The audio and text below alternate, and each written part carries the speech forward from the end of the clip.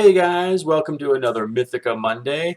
I'm really excited to show you a tutorial today, a process of how I walk through a page. And this is pretty much the process I use now, no matter if I'm working on Mythica or Beyond Oz or whatever book I might be working on.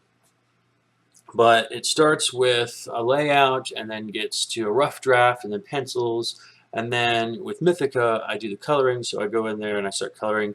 I'm going to show you a little bit of all of that today. So without further ado, let's get over to doing that. All right, so here you see I have this layout on the left here where I've done this rough draft in blue, and I do all my layouts and rough drafts right on the computer now because it's easier for me to do a perspective grid or flip the panels if I need to or anything like that. So this first drawing that you see here that's blue line, even though I'm working in the computer, I try to keep my scale down the same as I would if I was doing a real thumbnail on a pencil and paper. So on real pencil and paper, I might only draw it that big. So when I'm drawing on the computer, I tend to, try to keep it, no bigger than, something about this size. Just sort of try to keep sketching there, and sort of, sketch this in at this size. That way I can keep loose, and I'm not zooming in on too many details, because the idea at the thumbnail stage is just to make sure that you're going to get all the pertinent information in the script onto that page.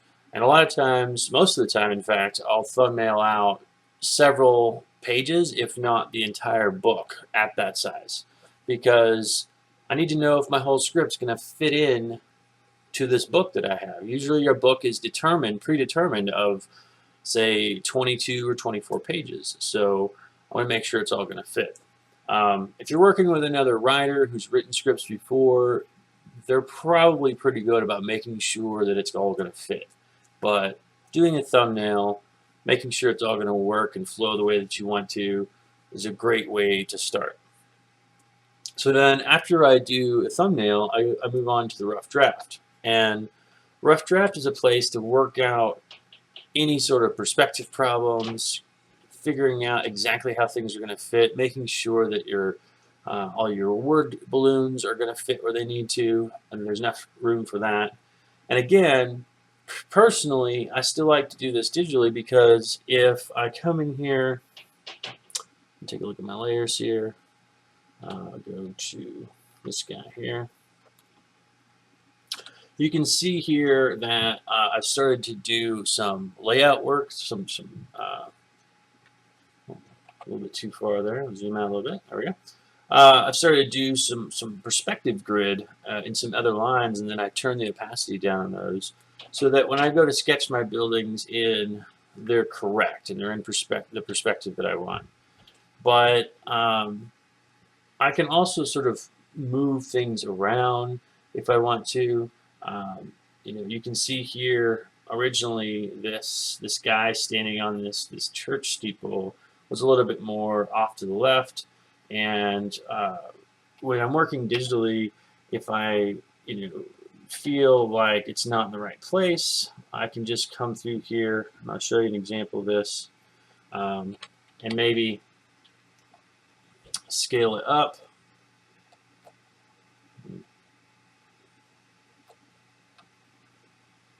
There we go.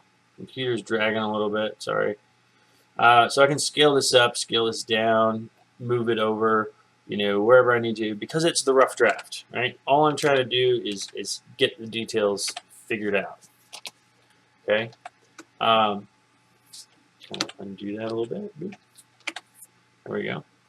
So yeah, you can see I've gone through here, and I've got enough detail in there that I can figure out, what to draw and where to shade and stuff, but I'm not putting in all the details that you'll see over here on the pencil page in a second. I'm not going to that extent. All right, you can see here I've kind of started to put in some brick. I kind of probably went a little bit overboard right there. Sometimes I do that. But you can see down here, I didn't even draw Kimberly's hands. Like both of them are just stumps. I kind of knew the shape of the hands I was going to want to go with, and I just left it.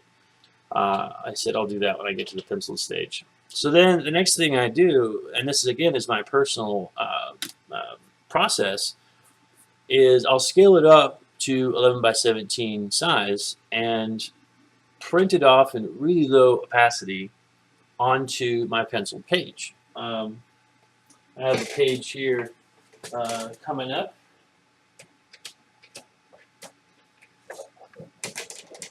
So this is a page of Mythica that's going to be appearing in a few weeks, so you're getting a sneak peek. But so I printed off like this, and you can see, I don't know if it'll zoom in on that or not, but on this page I've done all the details, but there's a really light version of this rough draft on that page printed out on my printer. I use a Brother printer that prints 11 by 17, and that will also print on this heavier duty stock. This is very similar to the Bristol board that you might draw on, that you might pick up at the store, in the drawing supply store.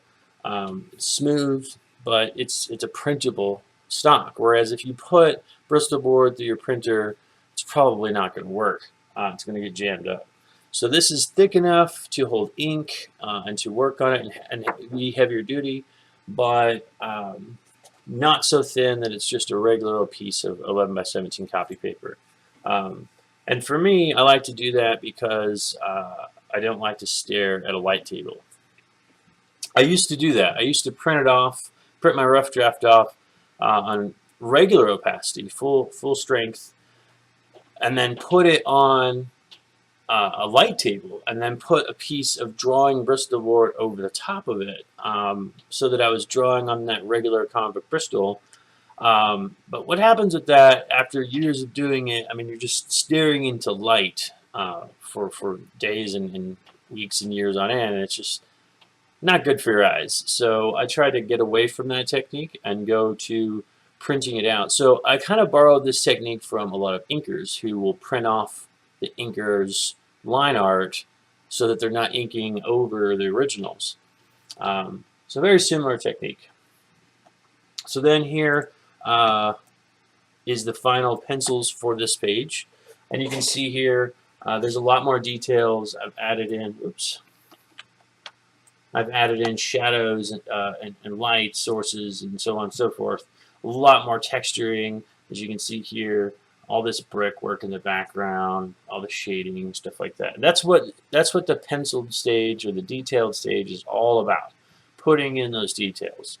Rough draft should be about working out all the perspective, because you don't really want to be erasing a lot on this final page. You want a page that's nice and clean and finished so that you can put it in your portfolio and have a clean page that either, you know, potential clients or other publishers can look at and see the quality of your work.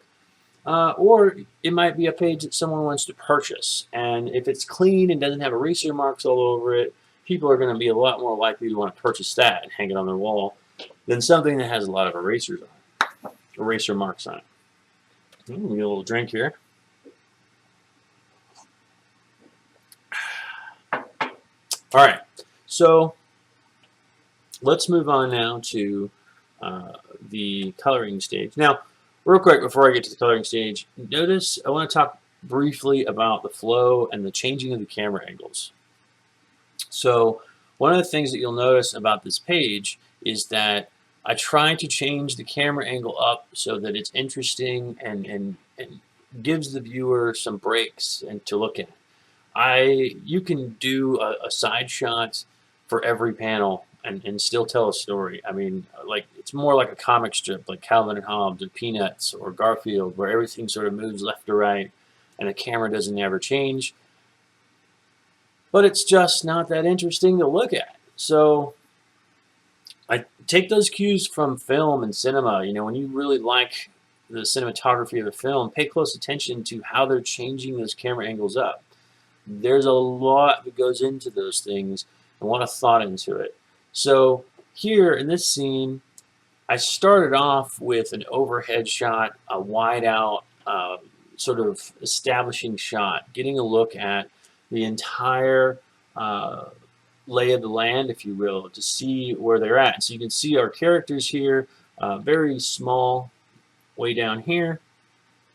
We can see that they're running through the city, and we see this person sort of way up here in the church steeple, looking down over the top of them. All right. So then in the next panel, we come down in and we get down with the characters, and we get this sense that we're down there running with them, and we get this fast moving left to right scene. We can see they're running. We see the background is sort of a blur, and that gives us a sense of movement, and it lets us know that there's action happening, and gets us in suspense as well. So then this next panel, I put a lot of thought into this panel because I wanted to show the opposite angle. I wanted to be able to see this character way up here now, still looking down on them, but so up here we are up above looking down on our heroes is just silhouettes, and now in this panel we've reversed that shot and we're looking up. And the other part of figuring out this panel, let me move that up a little bit more for you. There we go. The other part of laying out this panel was making sure that it flowed well. So in this panel, there are some word balloons right here. If you've seen the page that came out today, you see how this is laid out. There's a panel here, there's another panel here. So you're going to read it left to right over here. But then I wanted to bring the viewer back over this direction. So this roof line, this line right here, helps guide the viewer's eye back down into this panel in this direction. So then we see Riley here running, and her hand is pointing in her direction, and the way I've tilted the camera is aiming us this direction back to this panel. There's also another word balloon right here. So everything is designed to flow. Everything is designed to have a change of camera angles and pace. And then we come to this panel, and boom, dead end. We stop. All right. I wanted to give that because obviously, if you've seen this page, there's literally that's what they say is the word dead end. So I really wanted to punch that feeling. Then we have this final shot where we turn around, and all the characters are turning around, and it's sort of this cliffhanger ending suspense because we see this word balloon and someone's speaking to them, but we don't know who.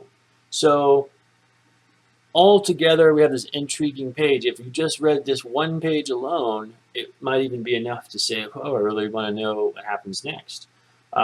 That's your goal all the time, trying to make each page as intriguing as possible. All right, so let's get to the coloring real quick. Look at the time. We're at 13 minutes. Let me try this. Boom, here we go. So the next step here is doing the flats. You guys have seen me do flats before. I've talked about flats. Hopefully you're familiar with that. If not, basically flatting is just blocking in, like a coloring book. Up here you can see I started detailing already. I started with the city. I really wanted to get the feeling of night. So I did a lot of work getting the shades of blue first. And then starting to go in with the lights of the street lights and the windows, and just what I really want to push that. So I spent a lot of time here before I even started working on the characters. The next step, obviously, is starting to work out the characters. And then, so here we are blocking in Riley, putting in her flats, just the base colors, no details, no highlights. We'll get to that in a minute. Then I block in the other characters. Let me change this so I can see what I'm doing. There we go. So then, after I've kind of blocked everything in, which I've pretty much done at this point, the next step is moving this up. starting to lay in some gradients, setting some establishing of light source. So you can see right here, I'm bringing the light in from this window. I've created a gradient down here to really help these panels pop. So that means that right here I've established that these characters are standing in this alleyway, and there's a light source to their right, right? So these characters on this scene, even though they've turned and faced us, the light is still should be coming from the right. So there should be light over here on the right-hand side, all right? So I've established that before I've gotten to the characters, right? So now if we go to the next panel, you can see I've actually done exactly that. Started to block in lights on the right-hand side, put in some highlights on the characters themselves. But by establishing my light source first, it helps make sure that I'm consistent. Okay, go on to the next one. Let me change this out real quick.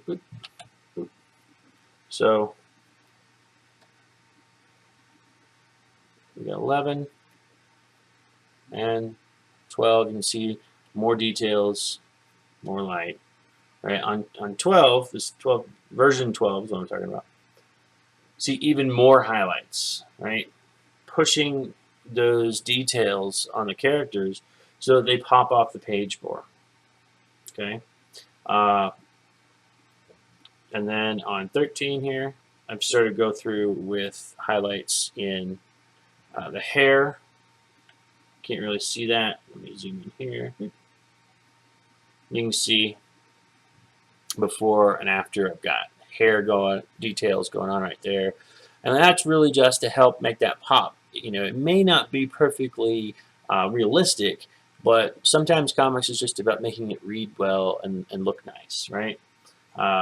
Still have some rim lighting over here on the right, and then that brings us to the last page where I've added in all the details. I've added in some of these lines coming in to help push the moment that this is sort of a tension type moment. All the lines coming in. So you can see here, let me zoom out on that just a little bit. The differences between these two. And one of the other differences here too that I want to point out, this is very important, this is probably the last thing we'll talk about today, is adding in levels, okay?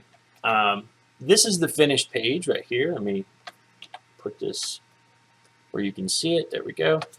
This is the completed colored page, but you see I've got some adjustment levels over here. And if I turn those off,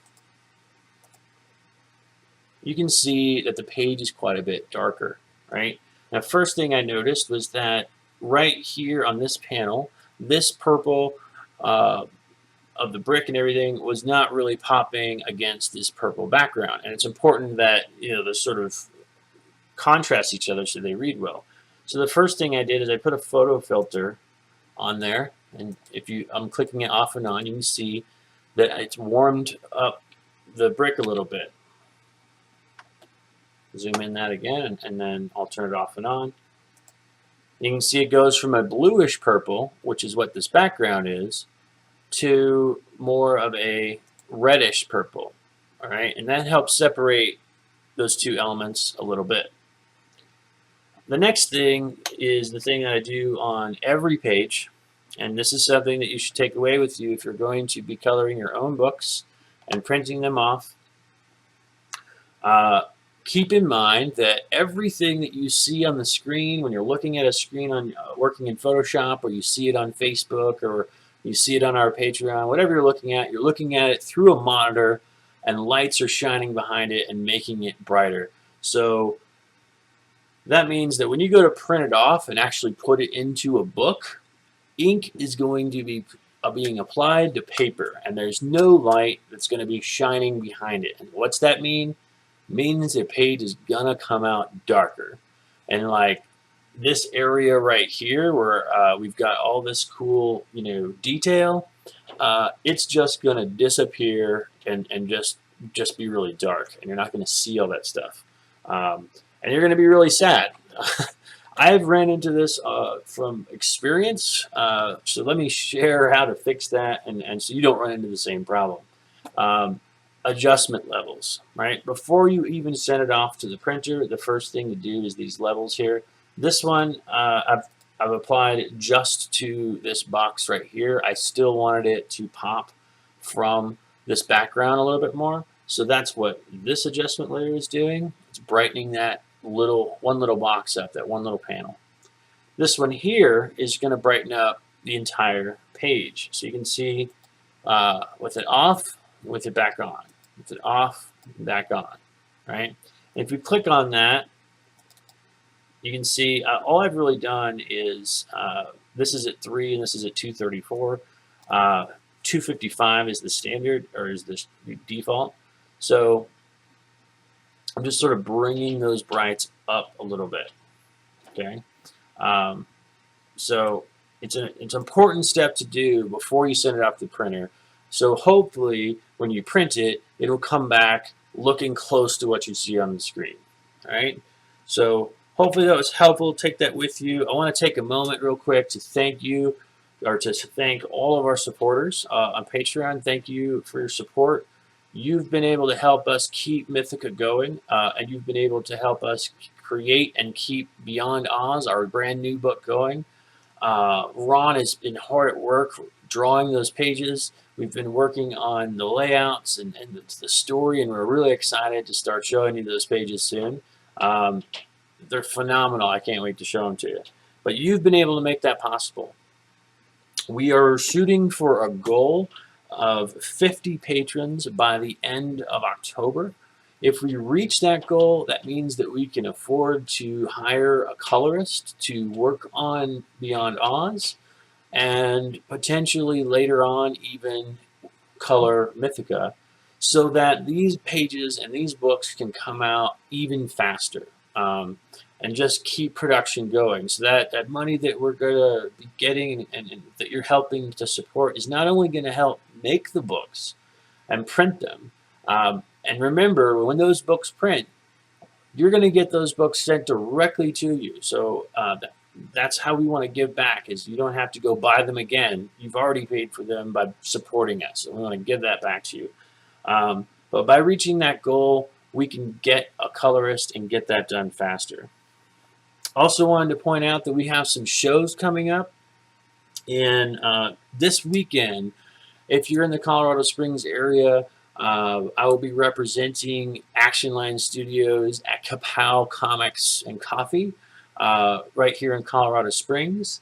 Who knows? Ron might be able to stop by. Ron's hard at work on those pages and a bunch of other projects.